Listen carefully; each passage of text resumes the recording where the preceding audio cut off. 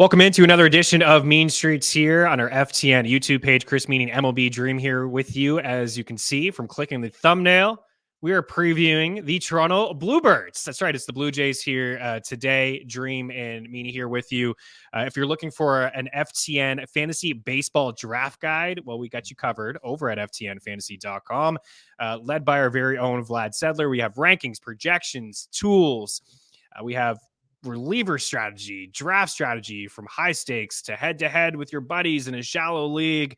It's all there for you at ftnfantasy.com. Lots of content continuing to get pumped out on a day-to-day basis. Vlad has put together a really strong team, including Dream and other people around the industry, to help you get set for your drafts. And even if you're not a big fantasy baseball player, there's a lot of really cool content. I love the piece from Greg Jewett talking about the closer position. Of course, he was giving a lot of love to Jordan Romano, has been one of the better closers in baseball over the past couple of years. We're going to talk about the Blue Jays from a betting standpoint, take a look at their win total, their odds to win the division, win the World Series, take a look at some of their fantasy baseball assets as well. And I know that Jays fans are a little bit bummed. They followed the plane from California to Toronto, and it was not Shohei Ohtani. We can all sit here and laugh. Listen, I'm burned as a guy that's been a Halos fan for the last few years. I knew Ohtani was leaving, but I knew he wasn't going to Toronto. But keep watching here. We're going to talk about the Bluebirds. There's no shots fired. I would like to honestly see him in Toronto as opposed to down the freeway with the Dodgers that just get everybody that they want. But nonetheless, didn't get Ohtani. Would have been really cool to see him in a Blue Jays uniform. If you are looking again for the package, Seager 5, save yourself a little bit of cash. Vlad's going to be with you throughout the entire season with weekly rankings and articles and 2-star pitchers and stuff. And Dream and I be with you every step of the way throughout the season. We got some futures already in the FTN bet tracker, and we'll have some props, of course, throughout the season. Let's look at them just from a betting standpoint for now. They're plus 475 to win the AL East, 14-1 to win the pennant, 20-1 to win the World Series, and 86-5 is the win total. They've been a hot pick over the past couple of years in the future market to win the World Series. A lot of people have been kind of drinking the Kool-Aid of Bo and Vlad and some of the other pieces there. Last year, they had an 89-73 record. They were 12 back of Baltimore for the division. They were third in the American League East, and they were bounced in the first round. The Twins, not only did they finally found a way to win games in the playoffs, they swept the Jays in that best of 3 series. What do you make of them overall? Any edges that you see here? I think, honestly, it's not I don't think they're going to win the division, Dream. But 86.5 and plus 475, like, I can get behind some of those numbers. Yeah, I mean, that's exactly what I was going to say. I don't think that they win the East, but I do think that number has a little bit of value. I don't know if we'll see a better number in season, but I do think that they should be kind of where they were last year. You mentioned Ohtani on that Friday night. I'll tell you what I was doing. I was trying to bet more money on Ohtani going to the Dodgers because I already had that. I did not think he was going to go to Toronto. But no, I'm with you. I think they have a shot at the East, and they're actually the only. I predicted them to win the AL East last year, and I think it's the only division I got wrong. So I'm probably the guy that you're talking about when you're talking about that keeps drinking the Kool-Aid. But I thought they made some really good moves 2 years ago, the way they shored up the outfield defense, worked on the bullpen.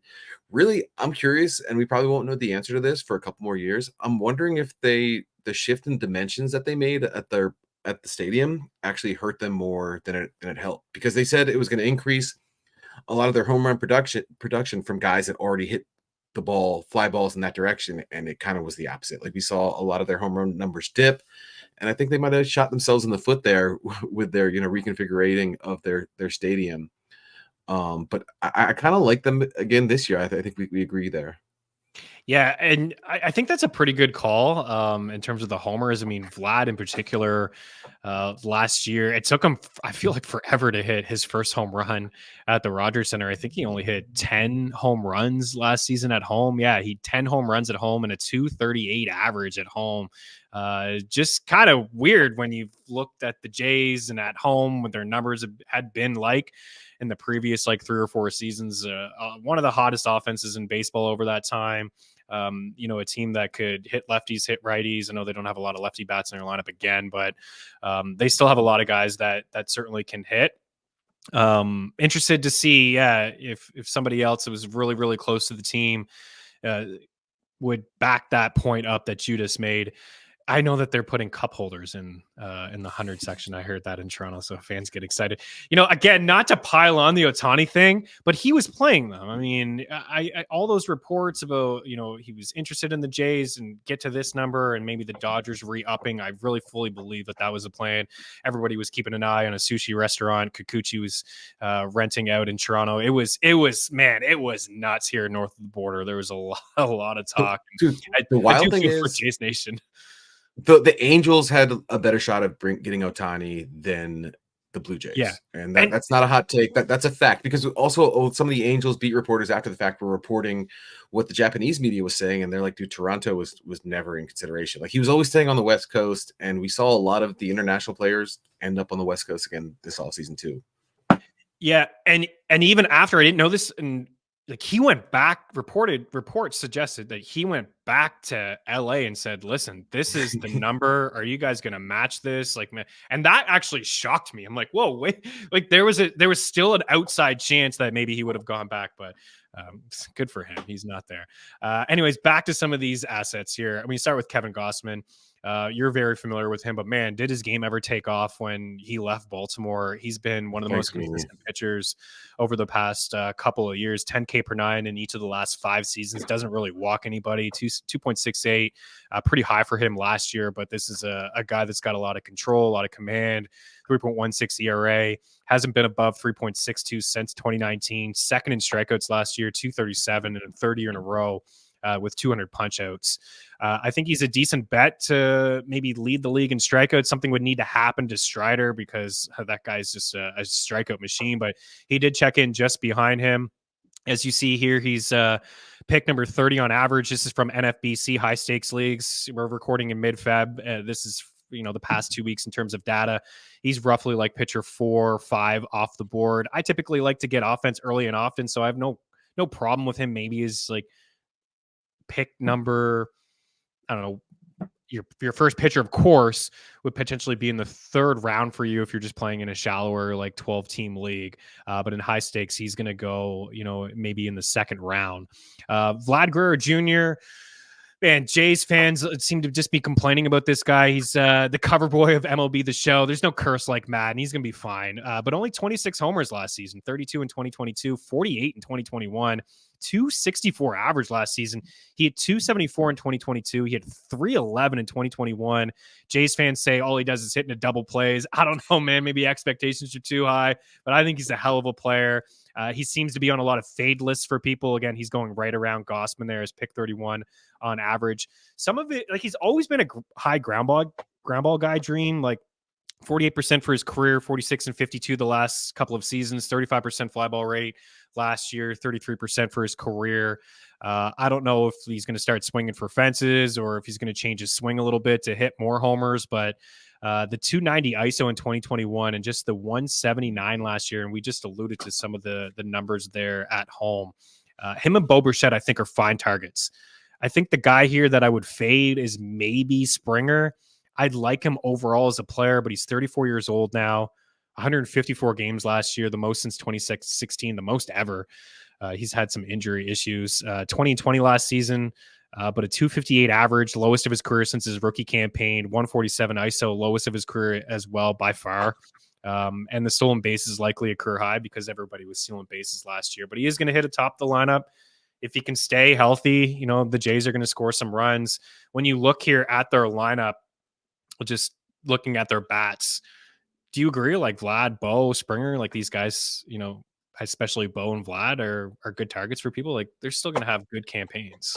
I do agree. I do think that, Vlad, probably gets treated a little too harshly. I think he's better than people give him credit for, especially Blue Jays fans just seem to pile on. I get it. He's not out there hitting home runs like Aaron Judge, but I think he's a lot better than they give him credit for. I know a big discussion with Bo when it comes to fantasy is if he's going to go back to stealing bags. I don't think he had a single steal in the first half of last year. I think he stole a few more in the second half, and that obviously comes down to injuries. I think he was dealing with a knee injury, I want to say. I don't remember exactly. But yeah, I think he's great value, especially if he goes back to stealing a few bags, and I assume we'll see an increase from last year. I agree with you, man. I was actually shocked when you read off how many games Springer played last year. I just never really expected him to play that many. But yeah, given his age, what he's like 34, you said, definitely on the downside of his career and certainly in the decline. Gausman, that's another one of those, great CLV bets to lead the league in strikeouts. And of course, Strider will probably finish with like 30 or 40 more than him.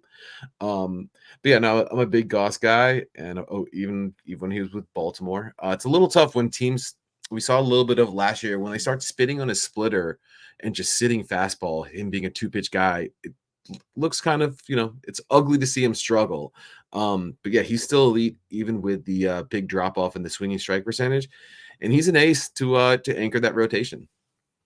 And you mentioned the rotation. Let's just kind of wrap up there with the rotation. You see Bassett here, pick 135. Barrios at pick 172. Kikuchi there at 244. Had some moments. I don't think he's a guy that's going to be too consistent for you from a fantasy standpoint. You see, that's why he's going as, pick 244. Alek Manoah not on this board. Really, really struggled last year. The bottom of their lineup, too, like just for a second, like Kirk and Connor Falefa, Kiermaier, Biggio, like it's just not that appealing. We both like the Justin Turner edition. Bo came out and said, wanted the organization maybe to get a veteran bat like Turner or JD Martinez. Maybe they listened to him. They did get Justin Turner penciled in as the cleanup guy. He's an experienced bat, can hit lefties, righties.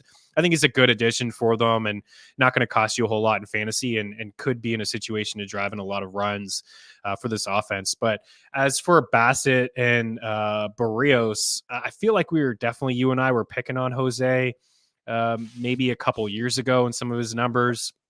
The difference, I think, between the two, like they're both contact guys, kind of high contact guys. Bassett's got more control, not a lot of walks, sub 3 walks per 9 in 4 straight years.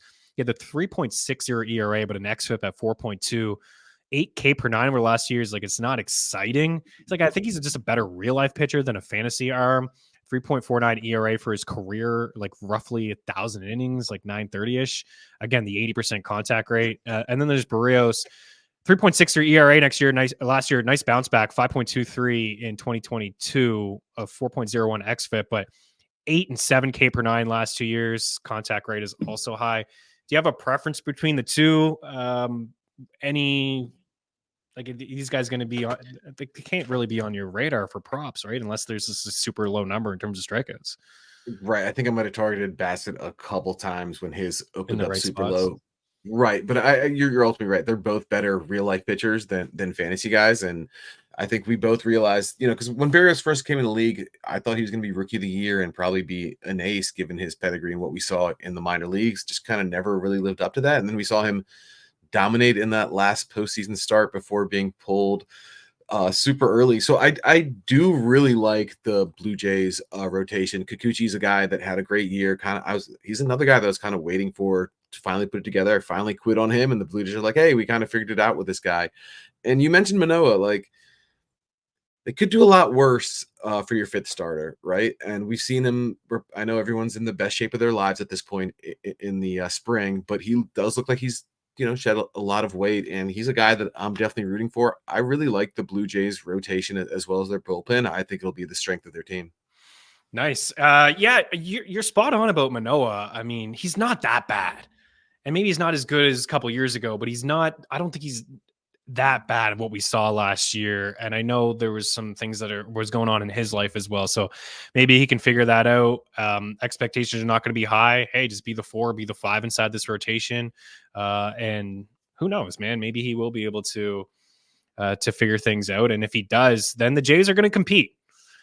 Because the rotation is pretty solid. The bullpen, right? We like Romano here from a fantasy standpoint. Pick 76, I think, is a good target. You can't punt saves, guys. You're playing rotisserie league. Trust me, I've learned the hard way. It feels gross to spend on a reliever in the top 100 picks, but you got to have an anchor there. You need to have saves. You can't win if you're not in at least the middle of the pack in terms of saves. So Varsho needs to be better too. I mean, that trade wasn't a good one for the Blue Jays. That's for sure. I know a lot of Jays fans are are pessimistic about the offseason and maybe heading into this season, they don't feel like they're going to be true contenders like they were heading into the last couple of years. But I think we're on the same page here in terms of like a long shot bet at plus 475, maybe to win the division. Maybe they're not done. Maybe they do bring in another bat.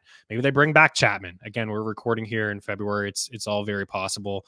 86.5 is the win total, and maybe they can rattle off 88. I would lean to the over. I don't love it, but I would lean to the over on that number. No, me too. I'd lean the over that, and like I think second or third in the division. I agree with you there. And hey, I mean, being offseason champs hasn't helped them in previous off seasons, so Good point. maybe people being a little bit down on them will actually, work out for them this year.